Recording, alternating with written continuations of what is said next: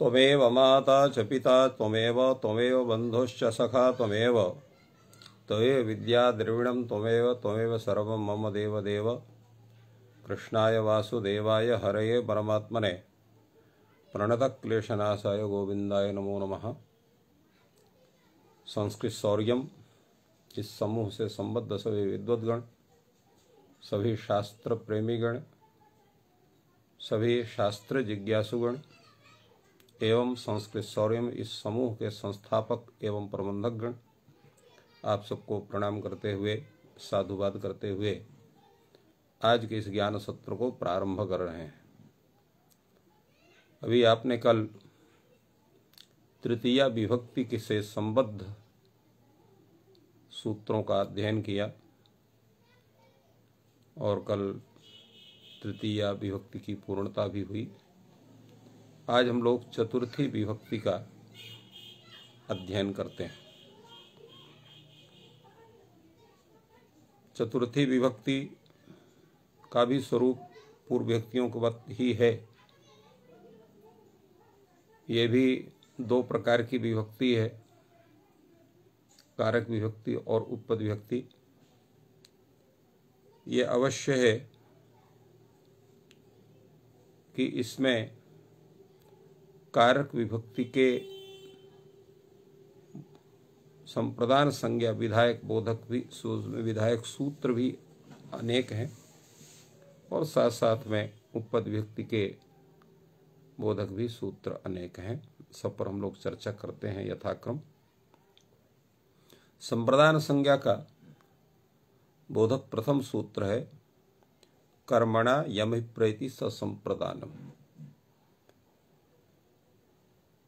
यहाँ कर्मणा तृतीयांत शब्द है और यम ये द्वितीयांत है, अभिप्रेत ये क्रियापद है, सप्रथमांत और संप्रदान ये भी जो है प्रथमांत है। कर्मणा का अर्थ है कर्म संज्ञकेन शब्देन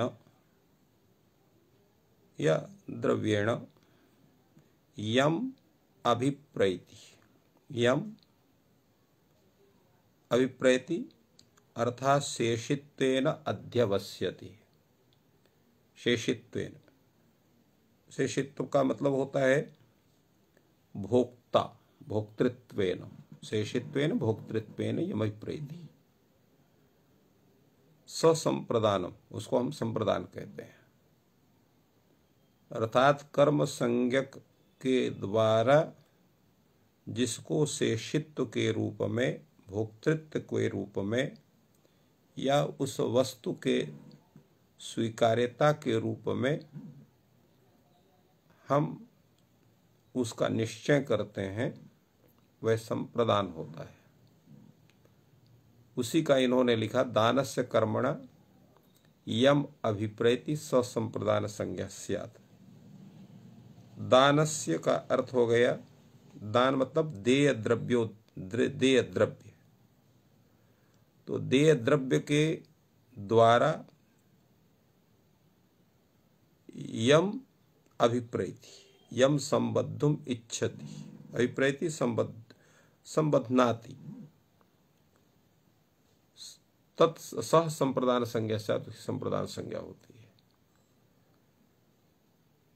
सूत्र है अगला, चतुर्थी संप्रदाने विप्राय गाम ददाति।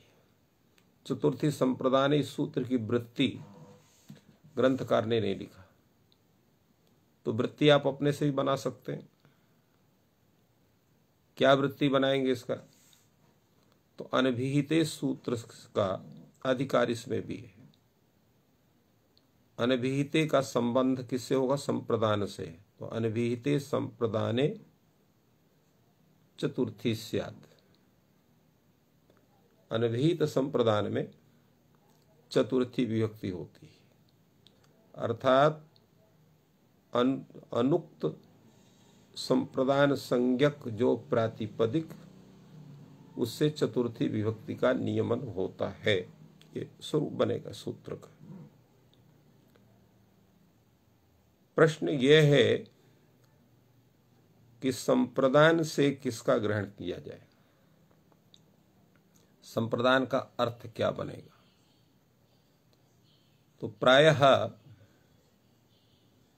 व्याकरण शास्त्र में ये नियम है कि जो बड़ी संज्ञाएं, बड़ी का मतलब ये होता है कि जिनका स्वरूप बड़ा है। नहीं, संज्ञा के विषय में कहा गया संज्ञा नाम यतो न लघीया, संज्ञा ऐसी होनी चाहिए सबसे जिससे छोटा कोई ना हो। और जो बड़ी संज्ञा है जिसका स्वरूप बड़ा है उसको महती संज्ञा कहते हैं। और जो महती संज्ञा होती है वो अन्वर्थ होती है। अन्वर्थ का तात्पर्य यह है कि जिसकी संज्ञा की जा रही है उस शब्द के अर्थ को वह संज्ञा स्वयं कहती है। जैसे यहां पर संप्रदान संज्ञा जिसकी होती है तो इसलिए संप्रदीयते यस्मै तत्संप्रदानम, तो दीयते इति दानम, दीयते यत् तद्दानम, दादा से लुट प्रत्यय करेंगे तो दानम होगा। यहां पर लुट प्रत्यय जो हुआ है संपूर्वक प्रपूर्वक दा धातु से, वो संप्रदान अर्थ में संप्रदीयते यस्मै तत्संप्रदानम, क्योंकि बाहुलकात सभी अर्थों में हो सकता है, तो बाहुलकात लुट प्रत्यय यहां पर हुआ। तो इसलिए यहां संप्रदान शब्द का अर्थ होगा कि जिसको वस्तु दी जाए। तो दान तो किसी को दिया ही जाता है, दानोद्देश्य को दान देते हैं। और यहां सम्यक प्रदान लिखा हुआ है। सम्यक प्रदान का तात्पर्य यह होता है कि जिसको हम जो वस्तु देते हैं उसमें अपने अधिकार को समाप्त करके दान ग्रहीता के अधिकार को वहां उत्पन्न करते हैं। यह संप्रदान का स्वरूप हुआ। जैसे यहां पर उदाहरण दिया हुआ है विप्राय गाम ददाती। तो विप्राय गाम ददाती में विप्र को जो गाय दी जा रही है,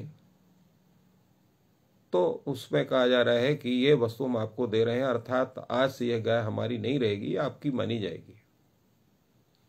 तो स्वत्व निवृत्ति पूर्वक पर सत्वोत्पादन जो स्वरूप है वही यहां पर संप्रदान पदार्थ हुआ। तो जब ऐसा अर्थ अगर इसका हम करते हैं तो कई जगह दिक्कत आ जाती है, यद्यपि वृत्तिकार यही मानते हैं। दिक्कत कहां आती है?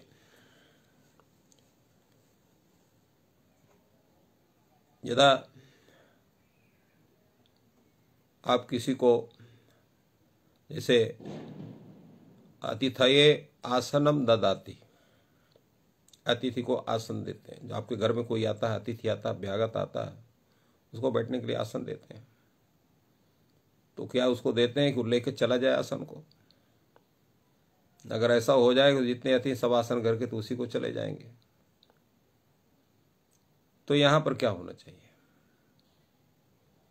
अगर स्वस्वत्व निवृत्ति पूर्वक पर सत्वोत्पादनत्व रूप अर्थ हम संप्रदान का ग्रहण करते हैं तो वहां पर अतिथये आसनम ददात की जगह अतिथेः आसनम ददाति हो जाएगा। उसी तरह से आप धोबी को वस्त्र प्रक्षालन करने के लिए देते हैं तो वहां पर प्रयोग होना चाहिए रजकाय वस्त्रम ददाति। किंतु वो अगर उन वस्त्रों को हमेशा के लिए उनको दे देते हैं, स्वस्वत्व निवृत्ति पूर्वक रजक सत्वोत्पादन पूर्वक अगर उसको दिया जाता है तो रजक को लोग वस्त्र देना बंद कर देंगे। तो इसलिए वहां पर भी षष्ठी समास करना चाहिए रजकस्य वस्त्रम ददाति। ऐसा ज्ञान होता है जो संप्रदान शब्द का स्वस्वत्व निवृत्ति पूर्वक परसोत्तोत्पादन रूप अर्थ हम उसका करते हैं। किंतु इसमें एक थोड़ा सा दूसरा भी समाधान है, वो भाष्यकार का समाधान है। भाष्यकार यहाँ पर का एक प्रयोग है, यहाँ खंडिकोपाध्याय शिष्याय चपेटम ददाति। अब यहाँ चपेटा देता है। चपेटा मतलब जिसको आप लोग अपनी भाषा में चांटा कहते हैं या थप्पड़ कहते हैं। क्यों देता है? मारता है उसको, जिससे वो शुद्ध उच्चारण करे। यदा शिष्यः उदात्तस्य स्थाने अनुदात्तम उच्चारयति तदा शिष्याय खंडकोपाध्यायः चपेटाम ददाति। तो यहाँ भाष्यकार ने स्वस्वत्व निवृत्ति पूर्व वर्षोत्पादन रूप जो संप्रदान है उसको स्वीकार नहीं किया। अगर उसको स्वीकार करते तो वहां पर शिष्यस्य चपेटाम ददाति ये अर्थ होना चाहिए था, किंतु भाष्यकार ने कहा खंडिकोपाध्याय शिष्याय चपेटाम ददाति, ये प्रयोग उन्होंने लिखा। तो उनके इस प्रयोग का दो अर्थ आप कर सकते हैं। अगर कुतर्क करेंगे तो ये कहेंगे कि यहां पर उन्होंने जो प्रयोग किया है वह लाक्षणिक प्रयोग है, लक्षणा मान करके उसको उन्होंने प्रयोग कर दिया। इससे रजकाय वस्त्रम ददाति में भी मान लिया गया, किंतु ये कथन उचित नहीं है। इस भाष्य प्रयोग से यही यहां पर समाधान करना उचित है। यहां संप्रदान संज्ञा के विषय में अन्वर्थ संज्ञा का ग्रहण नहीं होता है। तो इसलिए इसका साधारण अर्थ यही करना पड़ेगा, जैसा इस सूत्र की वृत्ति में लिखा कि दानस्य कर्मणा यम अभिप्रेति ससंप्रदान। कर्ता देवदत्तादि दान के कर्म के द्वारा यम अभिप्रेति संबुद्धुम इच्छति सह संप्रदान संज्ञा स्यात्। दानार्थक धातु का जो कर्म, उस कर्म से वो जिससे संबद्ध होना चाहता है, उस संबद्धता उसकी दोनों तरह की हो सकती है। स्वस्वत्व निवृत्ति पूर्वक परसत्वोत्पादन रूप भी हो सकती है और सामान्य भी हो सकती है। यथा अतिथये आसनम ददाति या रजकाय वस्त्रम ददाति इत्यादि स्थलों में। तो इस भाष्य प्रयोग से यही सिद्ध होता है कि दानार्थक धातु के कर्म के द्वारा जो भी दानक कर्म का उद्देश्य बनता है, कर्ता उससे संबद्ध होना चाहता है, उस कर्म के माध्यम से उसकी संप्रदान संज्ञा होती है। तो इसलिए यहां पर इसका यही अर्थ करना उचित है जो भाष्यकार के द्वारा सम्मत है। संप्रदान जो है वो 3 प्रकार का माना जाता है। कौन कौन सा माना जाता है? एक तो माना जाता है कि अनिराकर्तृ संप्रदान, दूसरा होता है प्रेरयित्री, और तीसरा होता है अनुमंत्री। इनका मतलब क्या हुआ? अनिराकर्तृ का मतलब क्या हुआ, प्रेरयित्री का मतलब क्या हुआ, अनुमंत्री का मतलब क्या हुआ? एक ऐसा व्यक्ति जो आपको देने के लिए कहता भी ना हो, देने पर मना भी ना करता हो, तो वो अनिराकर्तृ संप्रदान कहलाएगा। जैसे सूर्याय अर्घ्यम ददाति, सूर्य को अर्घ्य देता है, न सूर्य अर्घ्य आपसे मांगता है और न देने पर मना करता है, तो ये अनिराकर्तृ हो गया। दूसरा है प्रेरयित्री, जो प्रेरणा देता कि भैया मुझको दे दो। जैसे विप्राय गाम ददाति इसका उदाहरण है। विप्र अपने यजमान के यहाँ जाता है, उसके यहाँ किसी प्रकार का कोई आपत्ति है, कोई कष्ट उसको है, कोई दोष है, उस दोष को निवारणार्थ कहता है कि आप प्रायश्चित के रूप में या पुण्य कर्म प्राप्ति के रूप में आप गाय हमें दें तो आपका कल्याण होगा। वो प्रेरित करता है उसको। तो वह दाता जो व्यक्ति विशेष देवदत्ता आदि हैं वो विप्र को गाय देते हैं। तो यहाँ पर प्रेरयित्री विप्र होता है जो उसको प्रेरणा करता है अपने यजमान आदि को, किसी व्यक्ति विशेष को, तो प्रेरयित्री होता है। और तीसरा होता है आपका अनुमंत्री। जैसे उपाध्याय है, वो आपके बच्चे को पढ़ाता है, आप बड़े प्रसन्न होकर उसके ऊपर अपनी भावना व्यक्त करते हुए उसको गाय देते हैं। क्योंकि हमारे यहाँ भारतीय संस्कार में, भारतीय पद्धति में, भारतीय संस्कृति में अध्यापन का शुल्क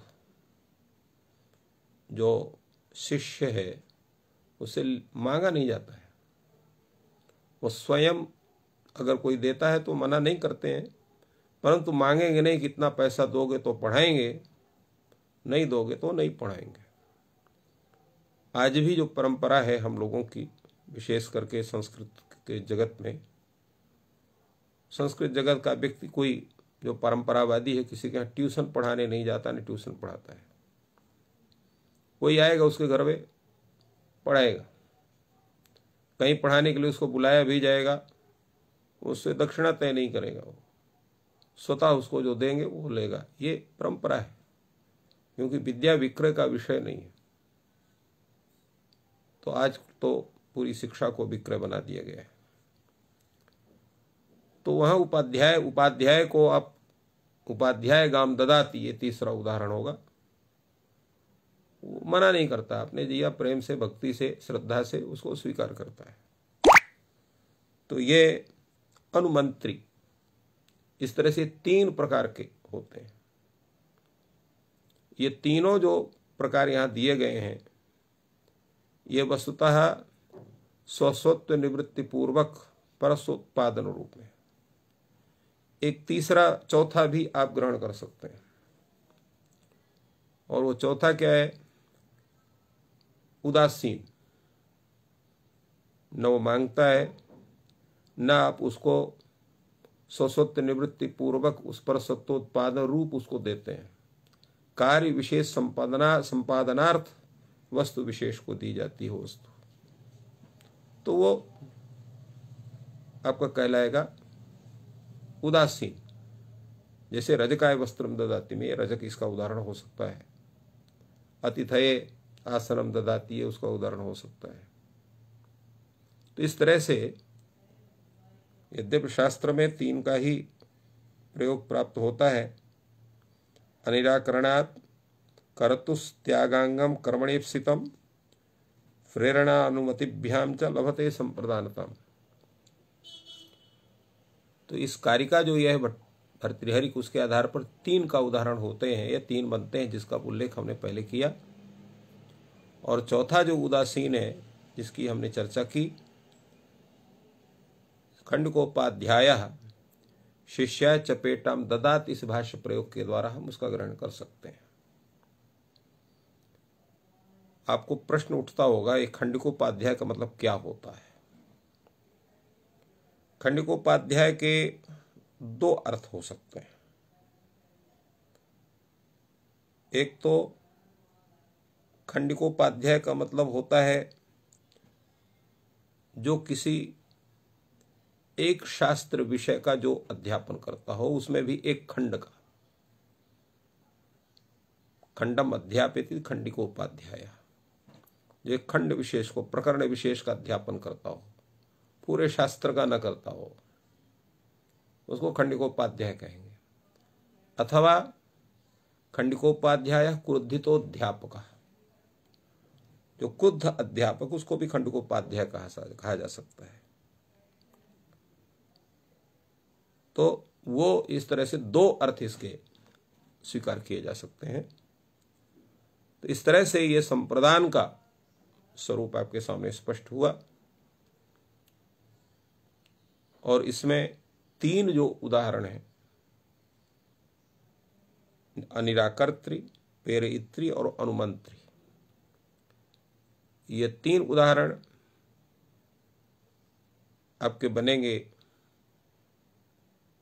जो है, जब संप्रदान की हम उसकी पूर्व व्याख्या को अर्थात उसको मानते हैं, अन्वर्थ संज्ञा मानते हैं, और जो उदासीन का जो स्वरूप है उसको जब हम संप्रदान से सामान्य स्वरूप ग्रहण करते हैं तो उसका चतुर्थी उदाहरण बनेगा।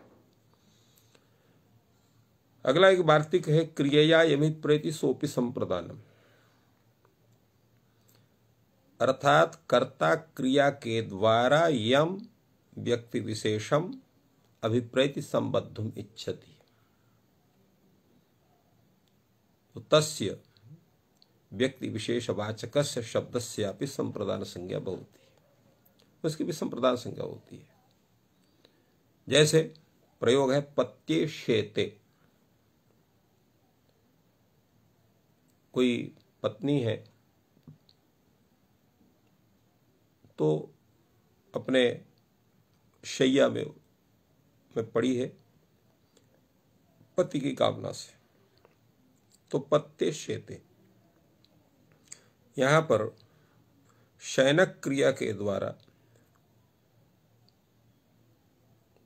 जो है वो पति को प्राप्त करना चाहती है या पति के उद्देश्य को उद्देश्य करके शयन करती है, इसलिए पति शब्द से यहाँ पर पति शब्द की यहाँ संप्रदान संज्ञा होती है, और चतुर्थी संप्रदान से चतुर्थी व्यक्ति होकर के पत्ते शेते रूप बनता है।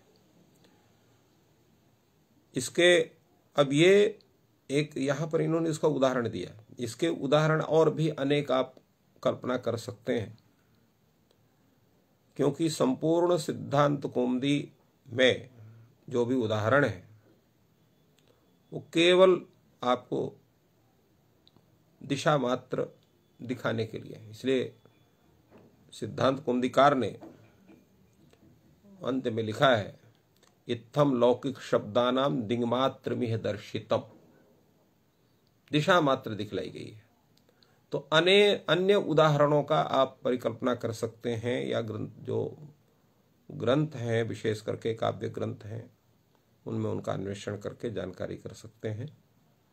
व्याकरण पढ़ने का वास्तव उद्देश्य यही है कि केवल इन्हीं उदाहरणों पर आप स्थित न रहें, जिन काव्य आदियों का उदाहरण करते हैं, पुराणों का उदाहरण अध्ययन करते हैं, या अन्य किसी भी साहित्य का उदाहरण रखते हैं तो पढ़ते हैं, उनमें उन उदाहरणों को खोजें, उनका साधुत्व का निर्णय करें। अगला वार्तिक है, यजेह कर्मणा करण संज्ञा संप्रदान सच कर्म संज्ञा। ये वार्तिक कहता है कि यज धातु का जो कर्म है उसकी करण संज्ञा होती है, और जो संप्रदान है उसकी कर्म संज्ञा होती है। प्रयोग है पशुना रुद्रम यजते, इसको मीमांसा का वाक्य आप मान सकते हैं, पशुना रुद्रम यजते। अब इसका जो तात्पर्य है, क्योंकि यजन क्रिया में करणत्वेन विवक्षित यहां पर पशु को मान लिया गया, और रुद्र को यज धातु का कर्म मान लिया गया, और यहां पर यज धातु को जो कर्म है वस्तुतः पशु, उसको करणत्वेन विवक्षा की गई, और करणत्वेन उसकी विवक्षा होने से वहां पर तृतीय विभक्ति का नियमन होगा, इसलिए पशुना हो गया। और जो वस्तुतः संप्रदान है, क्योंकि जब यजन होगा तो यजन में इष्ट को तदवस्तु का समर्पण होता है, जैसे अग्नये स्वाहा कहते हैं, तो अग्नि को उद्देश्य करके उस वस्तु विशेष का समर्पण होता है। उसी तरह से यहां पर भी जब पशु के द्वारा रुद्र का यजन होता है पशु के माध्यम से, तो वस्तुतः उस पशु को रुद्र को दिया जाता है, समर्पित किया जाता है। इसलिए रुद्र यहां संप्रदान है, क्योंकि कर्ता यजमान पशु रूप कर्म के द्वारा रुद्र को प्राप्त करना चाहते या रुद्र को से संबद्ध होना चाहता है। इसलिए कर्मणा एव प्रति संप्रदान, इस सूत्र से रुद्र की संप्रदान संज्ञा है और कर्म पशु है, किंतु इस वार्तिक के द्वारा कर्म पशु की करण संज्ञा होती है और संप्रदान रुद्र की कर्म संज्ञा होती है। तो जिसकी कर्ण संज्ञा उसकी कर्षकरणी तृतीया से तृतीया भक्ति, और जिसकी कर्म संज्ञा कर्मणि द्वितीय को द्वितीय होती है, तो पशुना रुद्रम यजते, ये प्रयोग होता है। अर्थ क्या होगा? रुद्राय पशुम ददाति, ये उसका अर्थ होगा।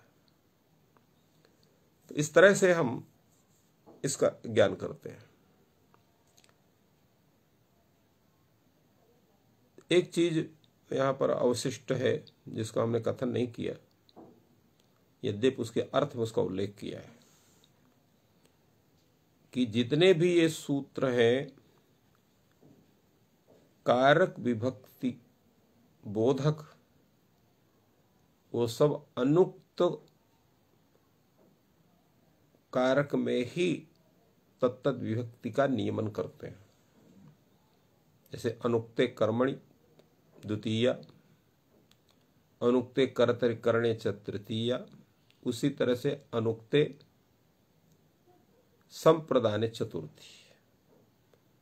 तो जहां पर चतुर्थी अर्थात संप्रदान जहां उक्त होगा वहां चतुर्थी व्यक्ति नहीं होगी। इसलिए प्रयोग जिन्होंने दिया दीयते अस्मै इति दानीयो विप्रह में दा धातु से जब हम संप्रदान अर्थ में अनियर प्रत्यय करते हैं तो संप्रदान उक्त हो जाता है। तो संप्रदान के उक्त होने के कारण यहां पर उक्ते कार के प्रथमा विभक्ति होगी, वहां चतुर्थी नहीं होगी। इसलिए दानीय विप्रह ऐसा बनता है। विप्रह में यहां पर प्रथमा विभक्ति होती है। अगला सूत्र आपको रुच्यर्थानाम प्रीयमाणः, रुच्यर्थानाम धातूनाम प्रयोगे प्रीयमाणः अर्थः संप्रदानम स्यात्। रुच्यर्थक धातु के प्रयोग में जो प्रीयमाण अर्थ है अर्थात जो प्रिय हो, प्रीयमाण का मतलब प्रिय होना होगा नहीं, प्रीयमाण का जो प्रीति का आश्रय हो, प्रीयमाण का होगा प्रीति का आश्रय। तो प्रीयमाण जो अर्थ है उसकी संप्रदान संज्ञा होती है। प्रयोग है जैसे हरे रोचते भक्ति, हरे रोचते भक्तु में यहां पर जो है प्रियमाण कौन है अर्थात प्रीति का आश्रय कौन है? तो हरि है। और रुच्यर्थक धातु रुच धातु है, उसके प्रयोग में प्रियमाण अर्थ हुआ हरि, और प्रीति का विषय कौन है? भक्ति। इसलिए प्रियमाण अर्थ हरि की यहां पर संप्रदान संज्ञा होती है और चतुर्थी संप्रदान से वहां पर चतुर्थी विभक्ति होती है। रुच का अर्थ ये यहां पर स्पष्ट कर रहे हैं, अन्य कर्तृकः अभिलाषः रुचि। रुच्यर्थक धातु का कर्ता वह नहीं होता है जो प्रियमाण व्यक्ति होता है, अपितु उसका कर्ता कोई दूसरा होता है। जैसे आपको लड्डू अच्छे लगते हैं तो कौन अच्छा लग रहा है? लड्डू अच्छा लग रहा है। तो यहां पर अच्छा होने का क्रिया का कर्ता कौन है? लड्डू है, आप नहीं हो। आप क्या हैं? लड्डू विषयक प्रीति के आश्रय। इसी तरह से हरि को भक्ति अच्छी लगती है तो यहां पर कर्ता कौन है? भक्ति है। और हरि क्या है? भक्ति विषयक प्रीति का आश्रय है, अर्थात अभिलाषा का जो आश्रय है, प्रीति का जो आश्रय है, वही प्रियमाण अर्थ है और उसकी संप्रदान संज्ञा होती है। और प्रीति का जो कर्ता है, रुचि का जो कर्ता है, वह जो है वहां पर प्रथम विभक्ति होगी, कर्ता के रूप में रहेगा। उसी के अनुसार रुच्यर्थक क्रिया के रूप चलेंगे। जैसे हरये भक्ति रोचते, हरये भक्ति रोचेते, हरये भक्तयः रोचन्ते, ऐसा इसका स्वरूप चलेगा। ऐसा नहीं कि हरि को आप हरि के अनुसार आप विभक्ति का प्रचलन करेंगे, क्योंकि कर्ता में प्रत्यय करने पर कर्ता के अनुसार क्रिया के रूप चलते हैं और कर्म में प्रत्यय करने पर कर्म के अनुसार क्रिया के रूप चलते हैं। तो हरये रोचते भक्ति, इसलिए इन्होंने अर्थ लिखा हरनिष्ठ प्रीते है भक्ति कर्त्री। हरनिष्ठ जो प्रीति है उसके कर्ता कौन है? भक्ति है। अब यहां पर पदकृत्य बोल रहे हैं कि प्रियमाण इसको क्यों कहा गया है। सूत्र लिखते रुच्यर्थानाम इतना लिखते हैं। रुच्यर्थानाम ऐसा लिखने से कि रुच्यर्थानाम धातु नाम प्रयोगे संप्रदानम स्यात्, तो यहां पर कर्ता की तो नहीं होती, क्योंकि अगर कर्ता को संप्रदान संज्ञा प्राप्त तो कर्तृ संज्ञा से उसका बाद हो जाता और वहां पर प्रथमा विभक्ति होती, क्योंकि यहां पर तिंग से प्रथमा उक्त है। किंतु जो अन्य कारक हैं उनमें भी उनकी भी संप्रदान संज्ञा होने लगती है। जैसे देवदत्ताय रोचते मोदका पथि, तो यहां पर तीन कारक हैं, देवदत्ताय, मोदका और पथि। देवदत्ताय संप्रदान कारक है, मोदका कर्तृकारक है और पथि अधिकरण कारक है।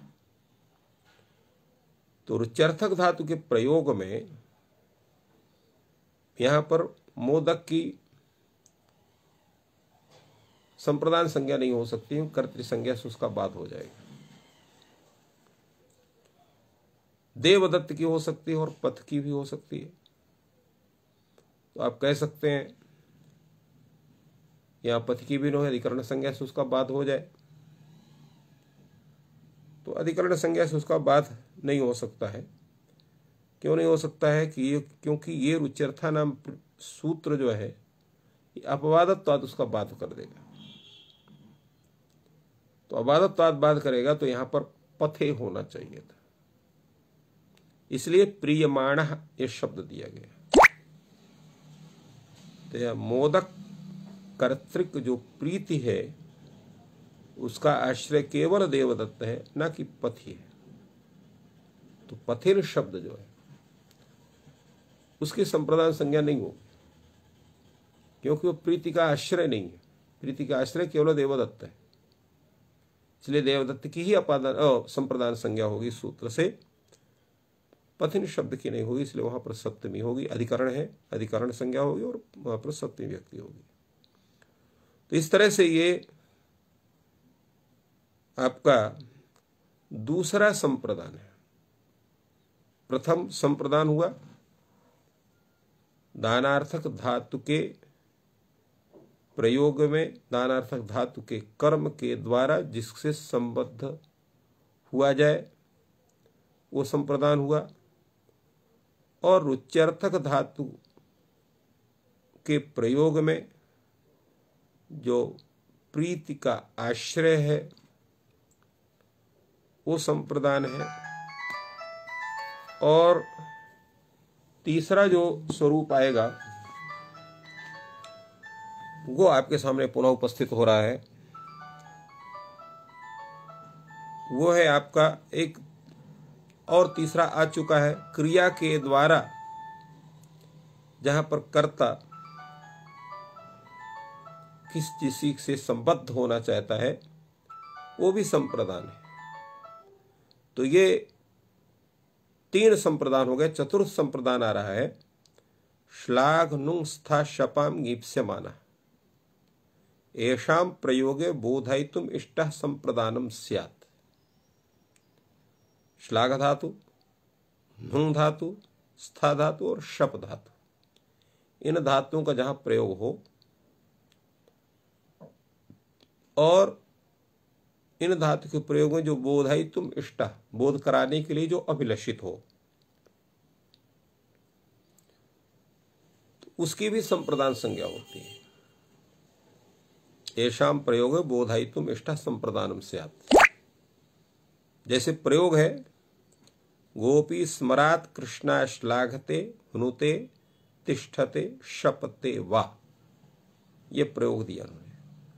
तो गोपी कृष्ण को श्लाघा करती है,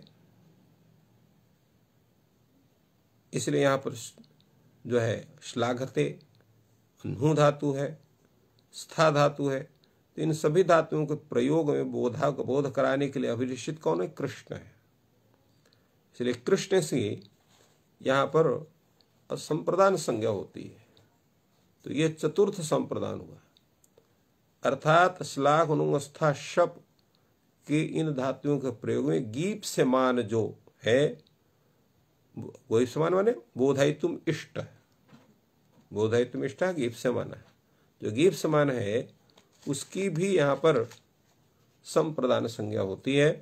जैसे गोपी स्मरात् कृष्णाय श्लाघते हुनुते तिष्ठते शपते वा, इस स्थल में कृष्ण की, क्योंकि गोपियों के द्वारा बोधयितुम इष्ट यहाँ पर कृष्ण है, कृष्ण की संप्रदान संज्ञा होती है। और चतुर्थी संप्रदान सूत्र से यहाँ पर चतुर्थी विभक्ति का नियमन होता है। यहां पर भी वही प्रश्न होता है, गीप से माना किम देवदत्ताय श्लाघते पथि। यहां पर भी अगर गीप समान नहीं कहते तो श्लाघ धातु के प्रयोग में जो भी कारक होता उसकी संप्रदान संज्ञा हो सकती थी। एक बात यहां पर और समझना आवश्यक है, क्योंकि कारके का अधिकार है, तो कारके का अधिकार होने से जितनी भी ये संज्ञाएं हैं कारक की ही होती हैं। जैसे कर्तुरिष्टतम कर्म सूत्र में कर्तु क्रिया आप्तुम इष्टतमम कारकम कर्म संज्ञम से लिखा हुआ है। इसी प्रकार साधकतम करणम में भी वहां पर भी जो है प्रकृष्टोपकारकम कारकम कर्ण संज्ञम से वहां पर भी लिखा हुआ है। किंतु कर्मणा एव प्रतिशत संप्रदान, इस सूत्र में दानस्य कर्मणा एव प्रतिशत संप्रदान संज्ञा स्यात् लिखा हुआ है। यहां पर भी कारकम का हमको योजना करनी पड़ेगी। दानस्य कर्मणा एव प्रति सह कारकः संप्रदान संज्ञा स्यात्, ऐसा इसको बनाना पड़ेगा। इसी प्रकार रुच्यर्थानंद धातु न प्रयोग प्रियमाणो अर्थः कारकः संप्रदानम स्यात् या कारकम संप्रदानम स्यात्। और इसी तरह से श्लाघ नुंग स्था शपाम गीप समाना में भी येषां बोध प्रयोगे बोधयितुम इष्टः कारकम संप्रदानम स्यात्। तो कारकम का सर्वत्र प्रयोग होगा। अब यहां पर गीप समान अर्थ हम नहीं रखते हैं, गीप समान शब्द को नहीं रखते हैं, तो यहां पर भी पथि, क्योंकि यहां पर दोनों कारक, देवदत्त भी कारक है और पथि भी कारक है। एक अधिकरण कारक है, एक संप्रदान कारक है। तो दोनों की यहाँ पर संप्रदान संज्ञा हो सकती है। परंतु गीप समान जब कहते हैं तो यहाँ पर बोध कराने के लिए अभिलषित देवदत्त है, न कि पथि है। इसलिए पथिन शब्द जो है उसकी संप्रदान संज्ञा नहीं होती है, अपितु उसकी अधिकरण संज्ञा होती है। इसलिए देवदत्त श्लाघते पथि में यहां दोष नहीं होता है। तो इस तरह से ये यहां पर स्थिति है। अब यहां पर जो प्रीति का आश्रय कहा गया, प्रीति का आश्रय, प्रीति का आश्रय कैसे होना चाहिए। अगर प्रीति के आश्रय को हम लेते हैं, जैसे हमने कहा कि दानस्य कर्मणा एव संप्रदानम एव रुच्यर्थानां प्रीयमाणा में यहाँ पर प्रीति का जो आश्रय है उसकी संप्रदान संज्ञा होती है। तो यहाँ प्रीति के आश्रय तो दोनों हो सकते हैं, भक्ति भी हो सकती है और हरि भी हो सकते हैं। क्यों? कि प्रीति जो है समवाय संबंध से हरिनिष्ठा है और विषयता संबंध से भक्ति निष्ठा है, इसलिए दोनों की संप्रदान संज्ञा होनी चाहिए। तो केवल हरि की संप्रदान संज्ञा क्यों हो रही है? इसका उत्तर है कि समवायन जो प्रीति का आश्रय है वही प्रियमाण कहलाएगा। अर्थात समवाय संबंध से जो प्रीति का आश्रय है वो प्रियमाण कहलाएगा, और जो विषयता संबंध से प्रीति का आश्रय है वो प्रियमाण नहीं माना जाएगा, क्योंकि प्रीति भी एक धर्म विशेष है और समवाय संबंध से वो देवदत्तादि में है या हरि में है। इस कारण से इसका यही समाधान उचित है। इसी प्रकार अभिलाषा भी अगर मानते हैं तो अभिलाषा भी इच्छा रूप है, वो भी समवाय संबंध से वहाँ पर बैठी हुई है, हरिनिष्ठा है, इसलिए हरि की ही संप्रदान संज्ञा होती है, भक्ति की नहीं होती है। तो ये एक विशेष इसमें प्रश्न उठता है जिसका ये समाधान हुआ। अगला जो आपका प्रयोग है वो है आपका धाते धारे रुत्तमर्ण। देखिए संप्रदान की प्रत्येक अलग अलग कोटियां आ रही हैं। आप देखें एक संप्रदान का स्वरूप नहीं है। जैसे अभी आपने करण को देखा, करण आपको एक ही तरह का आया, सर्वत्र भिन्न भिन्न रूप में नहीं आया, परंतु कर्म भिन्न भिन्न रूप में उपस्थित हुआ। कहीं कर्म जो है ईप्सितम है तो कहीं अनीप्सित है, तो कहीं दूसरे स्वरूप में है, कहीं तीसरे से, कहीं अकथित है, और कहीं जो है वो अन्य रूप में, कई रूप में कर्म है। ऐसे यहाँ पर संप्रदाय भी अनेक रूप में आपके सामने उपस्थित हो रहा है। तो कहीं ईप्सितम है, तो वो क्या कहते हैं, कहीं कर्म के द्वारा ईप्सित जो है अभिप्रेत है, कहीं जो है क्रिया के द्वारा अभिप्रेत है, कहीं रुच्यर्थक धातु के प्रयोग प्रियमाण अर्थ के रूप में है, तो कहीं श्लाघ नुंग अस्था शप इत्यादि के द्वारा बोधायितुम इष्ट के रूप में है। अब ये अलग रूप में यहाँ पुनः उपस्थित हुआ। धारे उत्तमर्ण, धारयते प्रयोग उत्तमर्ण उक्त संज्ञा स्यात्। ध्री धारणे धातु, और यहाँ धारयते लिखा हुआ है, सूत्र में भी धारे उत्तमर्ण लिखा हुआ है, अर्थात ण्यंत ध्री धातु। ण्यंत ध्री धातु के प्रयोग में जो उत्तमर्ण है उसकी संप्रदान संज्ञा होती है। उत्तमर्ण का अर्थ क्या होता है? ये दो शब्द हैं, उत्तमर्ण और अधमर्ण। जो ऋण लेता है वो अधमर्ण, और जो ऋण देता है वो उत्तमर्ण। तो यहां उत्तमर्ण है जो होता है उसकी संप्रदान संज्ञा होती है। कब? जब ण्यंत ध्री धातु का प्रयोग हो। तो ण्यंत ध्री धातु के प्रयोग में जो उत्तमर्ण है उसकी संप्रदान संज्ञा होगी। ये एक अलग पृथक रूप में संप्रदान उपस्थित आपके सामने हो रहा है। प्रयोग है भक्ताय धारयति मोक्षम हरिहि। अब देखिए यहां उत्तमर्ण और अधमर्ण का स्वरूप कैसे बनता है। अर्थ इसका है भक्त के लिए भगवान हरि जो विष्णु है भक्त के लिए मोक्ष को धारण करते हैं। तात्पर्य क्या हुआ? भक्त कौन होगा? भक्त वही है जो भक्ति करे। जो भक्त है वो भगवान की भक्ति करता है, तो भक्ति रूप जो सेवा है वो भगवान को प्रदान करता है कर्ज के रूप में। और जो कर्ज है वो जो वापस किया जाता है तो ब्याज सहित वापस किया जाता है। तो यहां पर ब्याज सहित वापस करने वाला कौन है? हरि है। वो ब्याज सहित क्या देता है? मोक्ष को देता है। इसलिए यहां पर उत्तमर्ण भक्त है, अधमर्ण हरि है। इसलिए भक्त की यहां पर संप्रदान संज्ञा होती है। इसलिए भक्ताय धारयति मोक्षम हरि में यहां पर धारयत इस ऋण्यंत ध्री धातु के प्रयोग में उत्तमर्ण जो भक्त है उसकी धारे रुत्तमर्ण है सूत्र से जो है इसकी संप्रदान संज्ञा होती है। चतुर्थी संप्रदान चतुर्थी व्यक्ति होती है। अब ये ऋण का तात्पर्य क्या होता है? ऋण किसको कहते हैं? तो ऋण की परिभाषा है अन्य स्वामिकम द्रव्यम नियत काले पुनरार्पण बुद्धिया गृहीतम ऋणम इत्युच्यते। अर्थात जिसका स्वामी कोई दूसरा है, हम उसके स्वामी नहीं, ऐसा जो द्रव्य,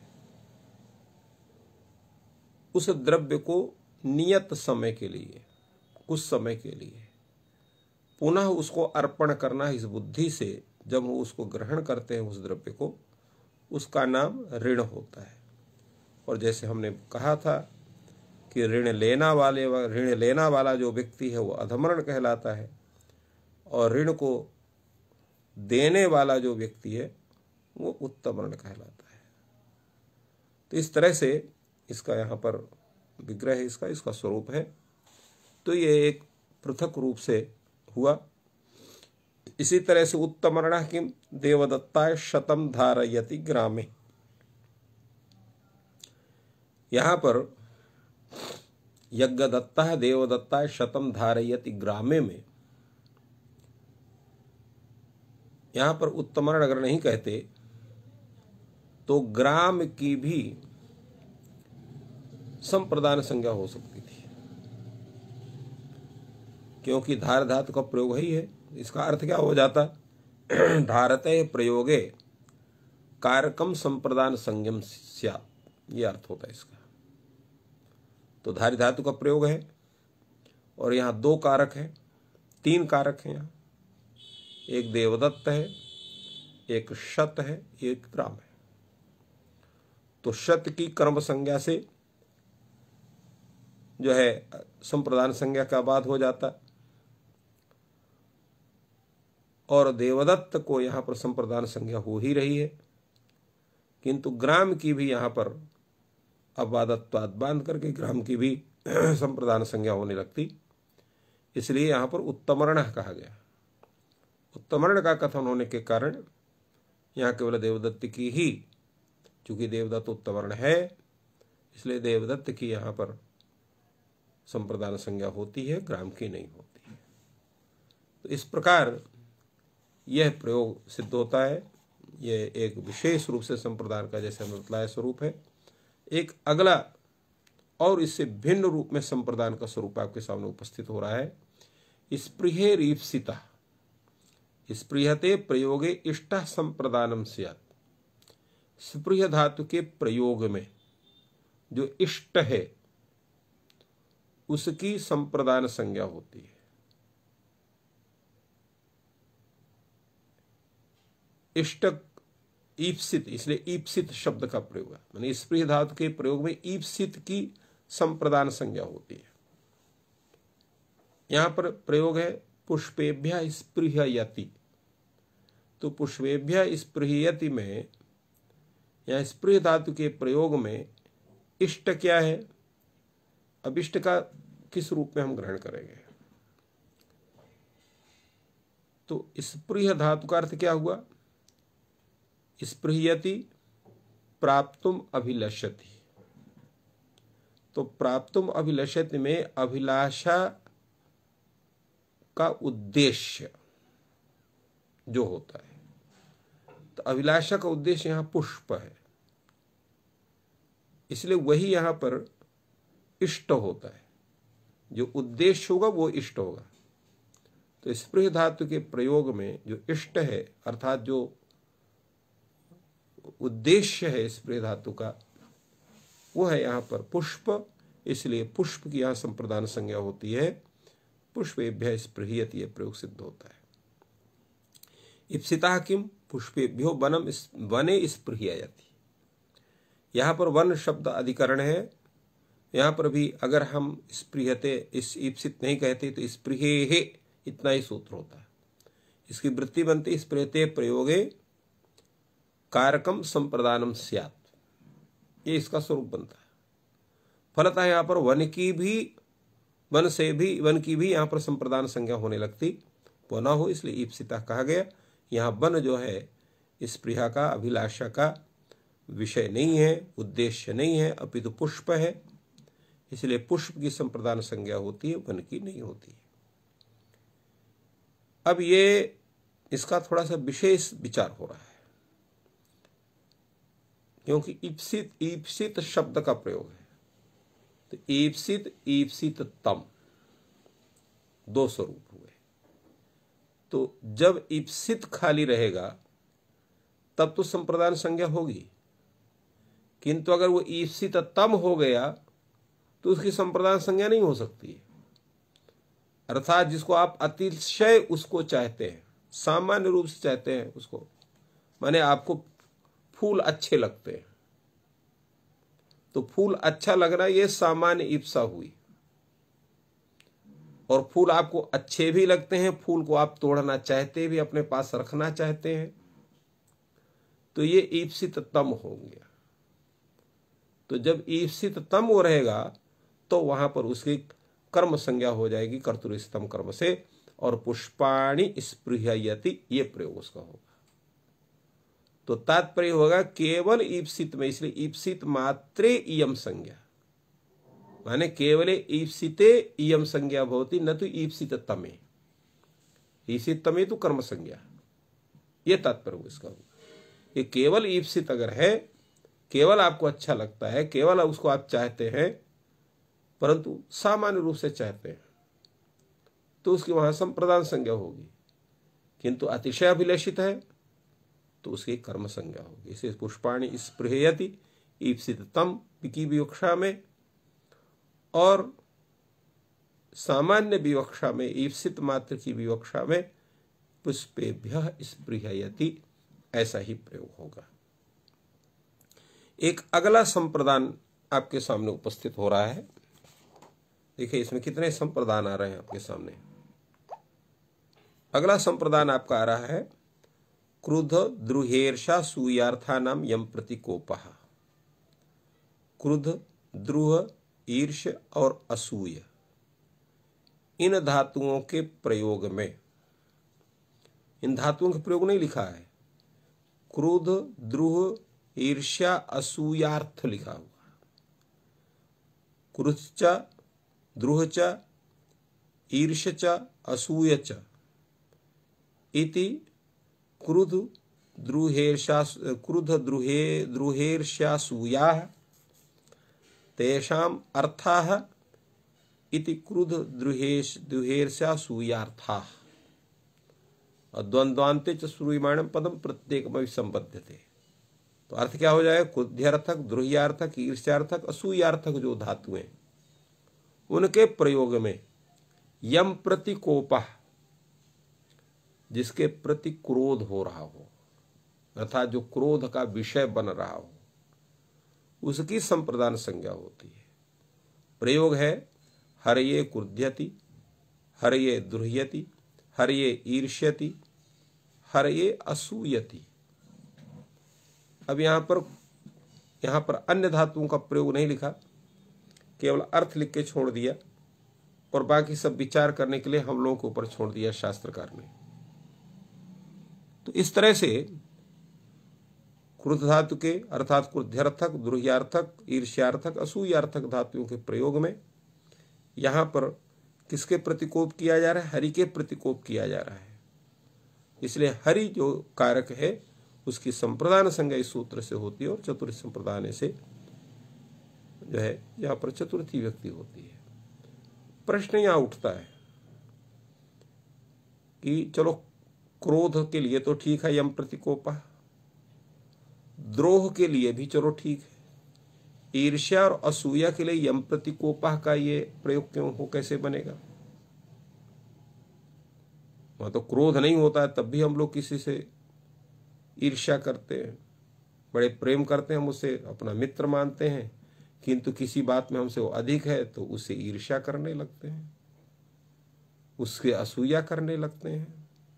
तो यम प्रतिकोपा ये उनका उदाहरण कैसे बनेगा, उनके में इसका कैसे घटेगा, ये प्रश्न उठता है। तो उन्होंने कहा कि वस्तुतः ये चारों, क्रोध भी, द्रोह भी, ईर्ष्या और असूया, ये सब उसी के प्रति होते हैं जिसके प्रति हम कोप करते हैं, क्रोध करते हैं। अब यहां पर जो है इसलिए ये उदाहरण बनते हैं। अगर हम यम प्रतिकोपा नहीं कहते हैं तो इन धातुओं के प्रयोग में जो अन्य है, जो कर्मादि हैं, उनसे भी वहां पर संप्रदान संज्ञा हो रही। जैसे भार्याम ईर्ष्यति, भार्याम ईर्ष्यति में यहां पर भार्या जो है ईर्ष्या का ईप्सिततम है, परंतु उसके प्रतिकोप नहीं है। भार्या को ईर्ष्या क्या है? माँ एनाम अन्य अद्राक्षित, इसको कोई दूसरा कोई नहीं देखा इसलिए भार्या के विषय में ईर्ष्या करता है। तो यह भार्या के प्रतिकोप नहीं है। अगर केवल यम प्रतिकोपा नहीं कहते तो भार्या शब्द से यहां पर भी चतुर्थी हो जाती, भार्या ये ईर्ष्यत ये प्रयोग होने लगता है। इन्होंने क्रोध, द्रोह इत्यादि का एक अर्थ भी बताया। क्रोधा अमर्षः, मर्ष माने होता सहना, अमर्ष माने जो असहनीय है। क्रोध हमको कब आता है? जब किसी की बात हमको सहन नहीं होती है, किसी का व्यवहार हमको सहन नहीं होता है, तो हमें क्रोध आता है। तो क्रोधा अमर्षः, असहनीयता। द्रोह अपकारा, द्रोह का मतलब अपकार होना। और इसी तरह से ईर्ष्या क्या है? अक्षमा। ईर्ष्या हम उसको करते हैं जिसको हम क्षमा नहीं कर पाते, अर्थात उसका जो उत्कर्ष है उसको हम क्षमा नहीं कर पाते, उसको नहीं सह पाते। असूया गुणेषु दोषाविष्करणम, असूया क्या है? गुणों में दोषों का खोजना, उनका आविष्कार करना। बहुत गुणवान व्यक्ति, अरे ठीक नहीं, ऐसे एक व्यक्ति का सर्वत्र दोष खोजना ही उसका काम था। किसी ने सर्वत्र जितने भी दोष थे सबका निराकरण किया, उसने उसके सामने उपस्थित हुआ, उसको कोई दोष नहीं दिखाई पड़ा, तो उसने वहां पर कह दिया इतना अच्छा भी नहीं होना चाहिए। तो इस तरह से जो गुण में भी जो दोष का आविष्कार करे, दोष को दिखाए, उसको असूया कहते हैं। और ये द्रोह है, क्रोध है, अमर और ईर्ष्या है, असूया है, ये सब कोप से ही, क्रोध से ही होते हैं। द्रोहादय कोप प्रभवा एवं गृह्यन्ते अतो विशेषणम सामान्येन यम प्रतिकोपः इति। चूंकि ये सब कोप प्रभव ही है, कोप के कारण ही होते हैं, क्रोध के कारण ही होते हैं, अमर्ष के कारण ही होते हैं, इसलिए सामान्येन सबका विशेषण यम प्रतिकोपः किया गया। तो इस तरह से ये अनेक संप्रदान अभी हमारे सामने उपस्थित हुए हैं। अभी और भी अनेक संप्रदान हैं। ये जब संप्रदान आपकी उपस्थित एक साथ जब हो जाएंगे तब उस पर हम लोग इनकी समीक्षा करेंगे कि कौन संप्रदान का कितना स्वरूप बनता है, कितना नहीं बनता है। आज हम लोग अपने इस अध्ययन सत्र की यहीं पर पूर्णता प्रदान करते हैं। आप सबको बहुत बहुत धन्यवाद। जय तु संस्कृतम, जय तु भारतम।